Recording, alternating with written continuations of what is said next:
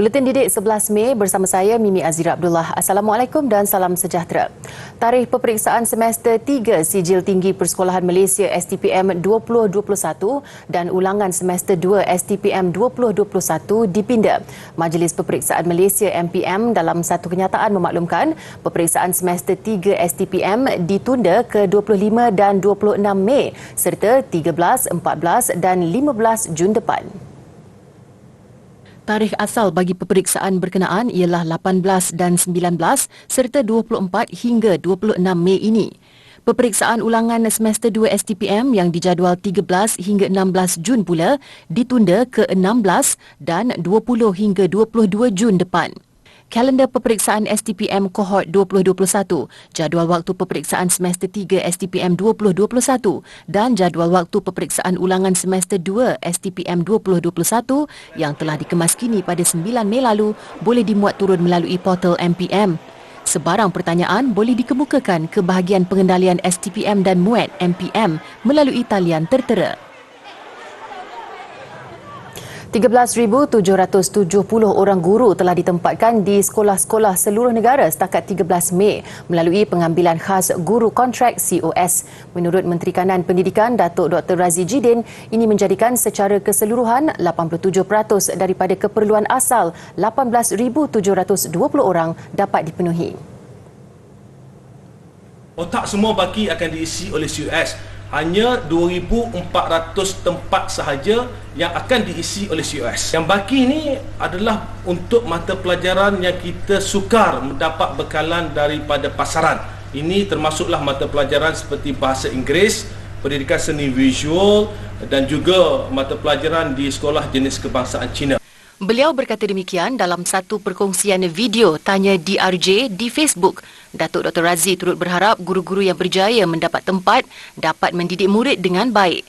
Tawaran kepada guru yang berjaya dalam pengambilan COS akan datang bakal diumumkan Suruhanjaya Perkhidmatan Pendidikan SPP sebelum 31 Mei. Sementara itu, Datuk Dr. Razi hari ini menerima kunjungan hormat Menteri Pendidikan Maldives Dr. Aisyah Ali dan delegasi. Pertemuan empat mata itu antara lain membincangkan pelbagai perkara berkaitan bidang pendidikan. Ini termasuklah usaha meningkatkan kolaborasi serta meneroka potensi kerjasama dalam bidang berkaitan termasuk latihan. Datuk Dr. Razi berharap hubungan baik itu akan berterusan dan kerjasama yang terjalin secara tidak langsung dapat menyokong peningkatan ekosistem pendidikan antara kedua-dua negara. Seterusnya, Guru Tunjang Sekolah Sejahtera dipilih sebagai tema Hari Guru yang akan disambut pada Isnin depan. Ia sebagai memberi pengiktirafan kepada mereka selaku tunjang terpenting dalam sistem pendidikan negara dan pada masa sama bagi mengenang jasa guru sebagai pendidik. Ilmu kepada murid, guru juga memastikan murid yang lahir daripada sistem pendidikan negara mempunyai sasiah serta daya saing yang tinggi melalui penjiwaan amalan baik yang diterapkan secara semula jadi di sekolah. Penjiwaan amalan baik itu termasuk pembudayaan nilai murni, kemahiran dan sikap positif yang dibangunkan dalam diri murid. Tema Guru Tunjang Sekolah Sejahtera itu turut menyentuh peranan guru dalam memperkasa profesionalisme ke arah membina generasi baru negara yang dapat memenuhi matlamat falsafah pendidikan kebangsaan. Di sebalik perkataan sejahtera, ia adalah gabungan akronim kepada 14 nilai-nilai murni iaitu S untuk selamat, seronok dan sihat. E melambangkan etika dan empati. J pula jati diri, manakala A adab sopan dan H harmoni. T membawa maksud tekun, teliti dan terampil. E untuk eksplorasi, R ialah rasional dan A bermaksud artikulasi. Dalam pada itu, konsep itu juga menggalakkan setiap aktiviti di sekolah yang memerlukan penyatuan 3 domain pembelajaran iaitu kognitif, sosio-emosi dan tingkah laku. Ketiga-tiga domain itu perlu diintegrasikan dalam setiap aktiviti institusi pendidikan yang menekankan kepentingan ilmu, nilai murni serta peranan ilmu dalam pembangunan insan dan masyarakat. 24 sekolah di Beaufort dan Tenem, Sabah ditutup hari ini akibat banjir. Pengarah Pendidikan Sabah, Datuk Dr. Mistrini Radin berkata, keputusan penutupan itu susulan hujan berterusan sejak Isnin. Penutupan sekolah buat sementara waktu ini melibatkan 4,526 murid dan 474 guru. Jelas Datuk Dr. Mistrin, 17 sekolah di Beaufort melibatkan antaranya Sekolah Menengah Kebangsaan St. Paul, SJKC Lian Hua, SK Lago dan SK Pekan Membakut. Manakala di Tenem, 7 sekolah turut terkesan. SK Mandalom pula ditutup untuk dijadikan pusat pemindahan sementara bagi menempatkan mangsa banjir di kampung berhampiran. Semalam, Jawatan Kuasa Pengurusan Bencana Negeri Sabah memaklumkan 49 kampung di Beaufort dan Tenem terjejas banjir berikutan hujan lebat berterusan sejak petang Isnin.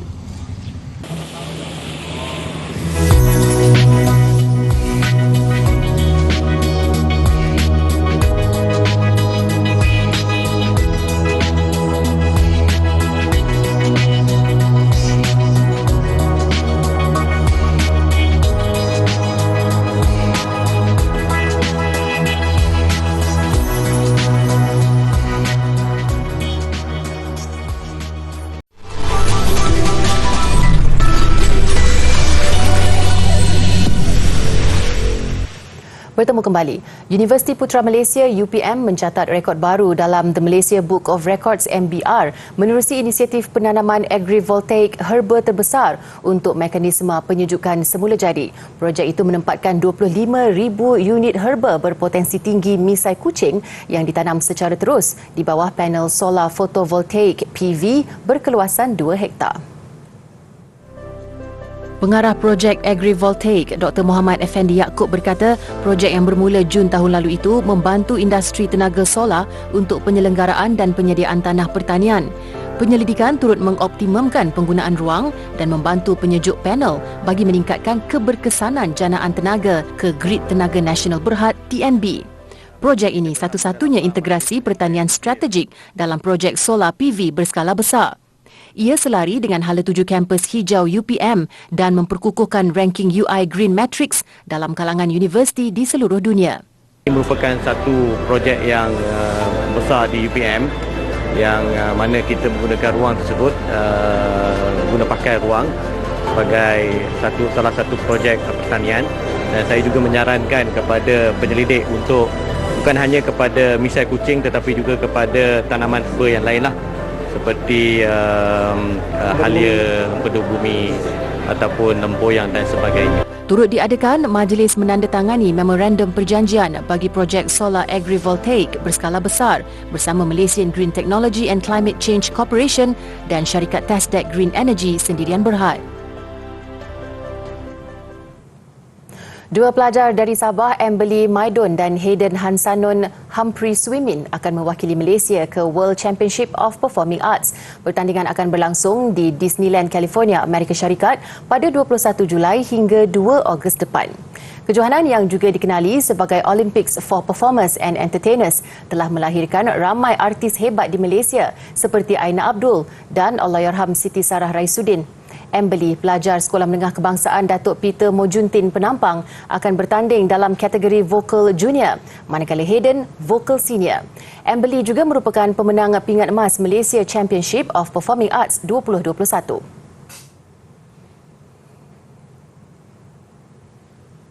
Pameran Tenun Pahang Diraja yang julung kali diadakan di London, United Kingdom bukan sahaja memperkenal kraf tradisional negara secara global, malah untuk dihargai generasi muda.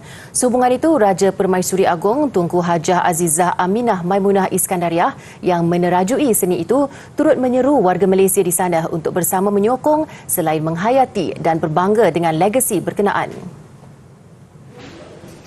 Keanggunan tenun Pahang Diraja yang sedang dipamerkan sempena London Craft Week bertemakan Harapan Menyulam berlangsung dari 9 hingga 15 Mei di Bangunan Suruhanjaya Tinggi Malaysia di Belgrave Square. Ia menampilkan tenunan tradisional lengkap dengan penenun bertugas serta koleksi busana diraja milik Tunku Hajah Azizah Aminah Maimunah Iskandariah. I hope more Malaysians will come as well, yang students kita, because it's important that they know the heritage what we want to leave as a legacy. This is our legacy. Alhamdulillah, I'm so happy. Saya gembira untuk penjara kerana saya ini semualah yang ni buat kerja ni itu sebagai satu bukan insentif to show saya punya keadaan saya.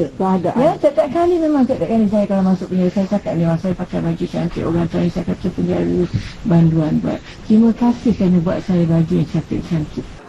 Pameran ini turut menampilkan fabrik arkib Muzium Pahang seperti koleksi baju kurung Riau Pahang serta 20 helai sampin. I cannot believe it because the first time we sat down with Her Majesty was only in October, so that was less than a year ago.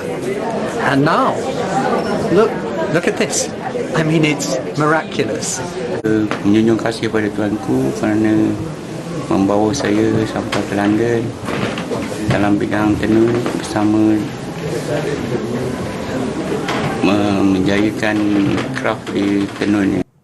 Setakat ini, terdapat lebih 200 penenun di Pahang berbanding 15 orang sahaja pada 2006. 961,597 atau 27.1% kanak-kanak berumur 5 hingga 11 tahun di negara ini lengkap menerima vaksin di bawah program imunisasi COVID-19 kebangsaan untuk kanak-kanak Big Kids setakat semalam.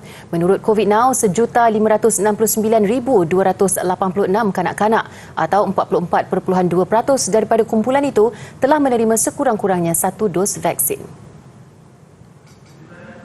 Bagi remaja berumur 12 hingga 17 tahun, seramai 2,899,554 atau 93.2% telah lengkap vaksinasi, manakala 96.3% menerima sekurang-kurangnya 1 dos vaksin. Pada masa sama, sejumlah 22,969,639 atau 97.6% golongan dewasa telah lengkap 2 dos. 23,245,044 lagi menerima sekurang-kurangnya 1 dos vaksin COVID-19.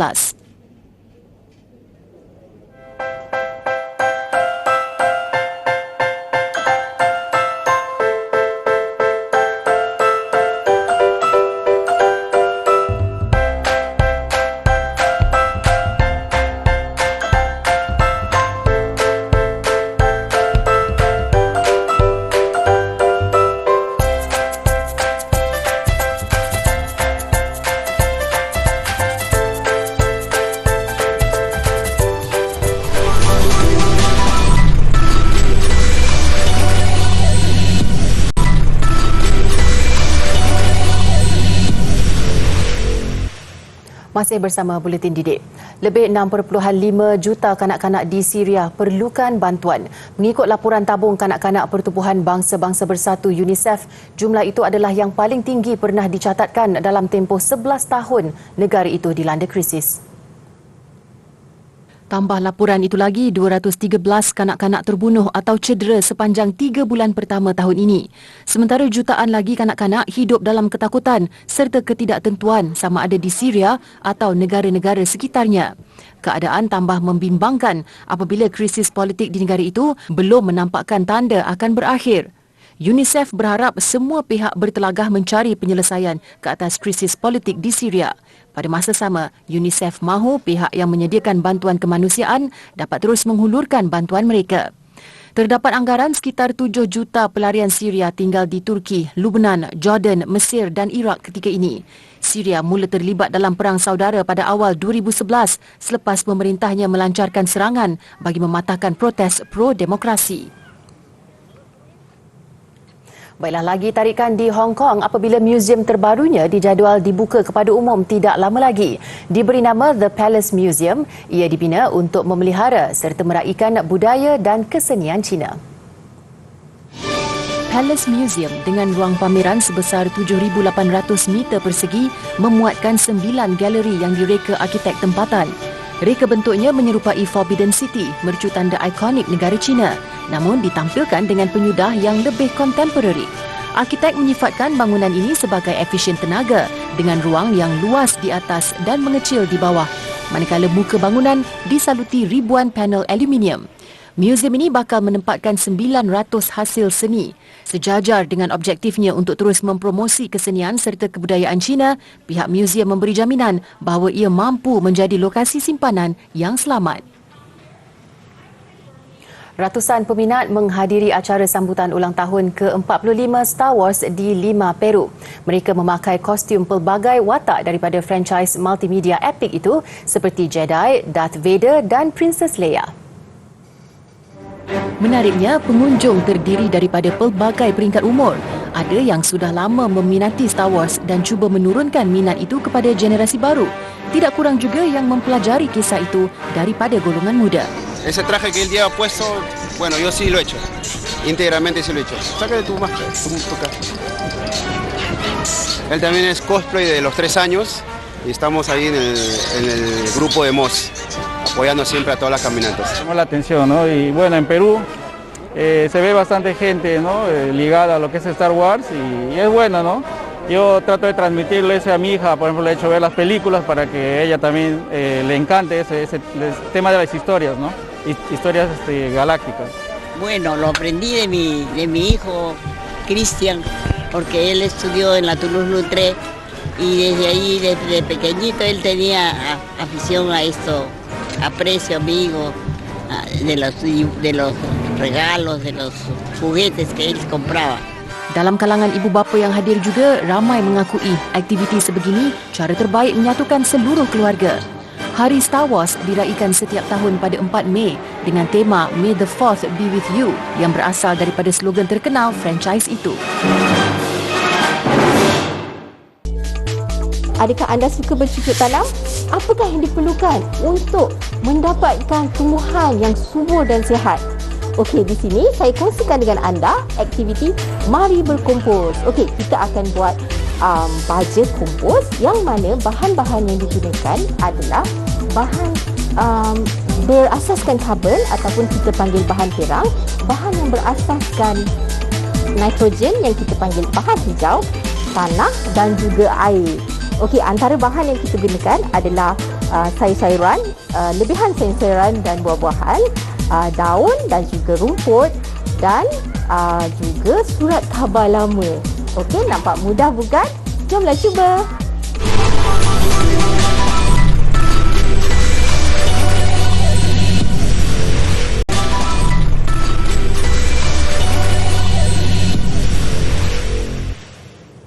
Sukan C Vietnam 2021, kontingen Malaysia menambah 3 lagi pingat emas hari ini. Seperti dijangka, 2 daripada pingat itu hadir menerusi acara terjun, manakala 1 lagi pingat menerusi acara silat. Ia selepas gandingan Muhammad Taqiyuddin Hamid dan Sazlan Yuga dinobatkan selaku juara dalam acara silat seni ganda putra pagi tadi. Turun dengan format baru pada Sukan C kali ini nyata tidak memberi tekanan kepada Taqiyuddin dan Sazlan. Aksi tangkas serta pengalaman Taqiyuddin yang membuat penampilan ketiga di pentas Sukan C memberi kelebihan kepada gandingan itu untuk meraih mata tertinggi 9.950 sekaligus merangkul pingat emas. Mereka mengatasi lawan dari Singapura Muhammad Hazim dan Muhammad Haziq Muhammad Zak dengan perbezaan 0.045 mata. Kemenangan ini adalah landasan terbaik untuk skuad silat kebangsaan memburu 2 lagi emas bagi mencapai sasaran 3 emas pada edisi kali ini. Acara terjun keputusan seperti dijangka. Malah Malaysia membolot tempat pertama dan kedua dalam acara 3 meter papan anjal lelaki. Acara ini dimenangi atlet dari Perak Muhammad Syafiq Putih. Dalam acara ini, Muhammad Syafiq mengumpul 381.35 mata. Seorang lagi peserta negara, Gabriel Gilbert Daim, pingat perak.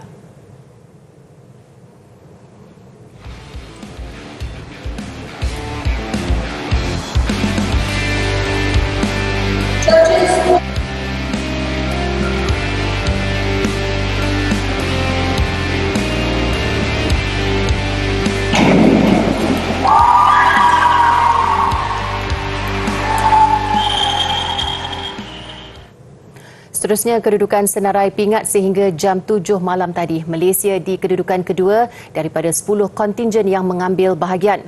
Kontingen Malaysia sudah mengumpul 9 emas, 4 perak dan 5 gangsa. Pingat emas ketiga diperolehi kontingen Malaysia hari ini menerusi acara 10 meter platform seirama wanita. Acara itu dimenangi atlet bertaraf Olimpik Datuk Pandelela Rinong dan Nur Dabitah Sabri. Ia juga pingat emas ke-8 buat Malaysia dalam acara terjun dan yang terakhir menerusi acara itu dalam Sukan C ke-31 dan paling melegakan apabila Malaysia turut membolot kesemua pingat emas dalam acara terjun.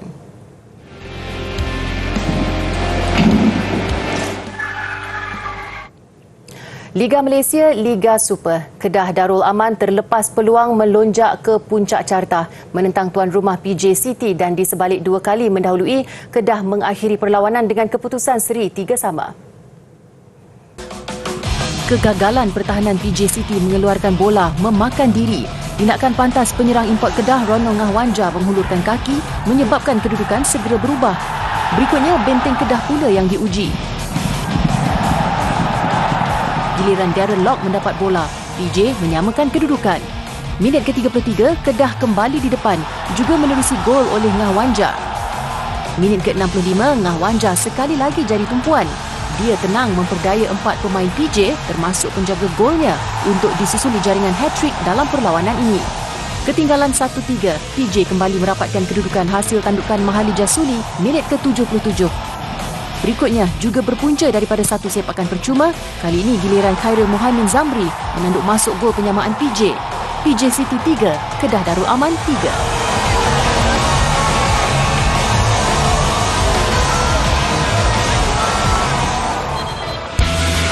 KL City berdepan Penang. Jana Sekaran Parthiban bijak mencari ruang kosong untuk gol pertama KL.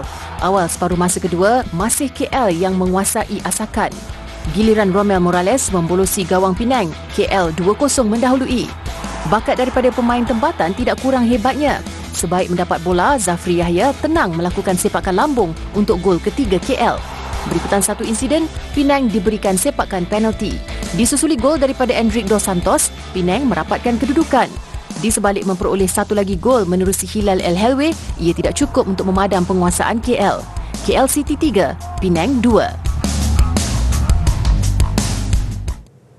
Baiklah, visual keindahan Gua Sondung di Vietnam, antara yang terbesar di dunia, mengakhiri buletin didik. Berukuran 9 km dan 150 meter tinggi, Sondung turut dilalui air sungai deras di dalamnya. Saya Mimi Azir Abdullah, salam hormat dan kita jumpa lagi.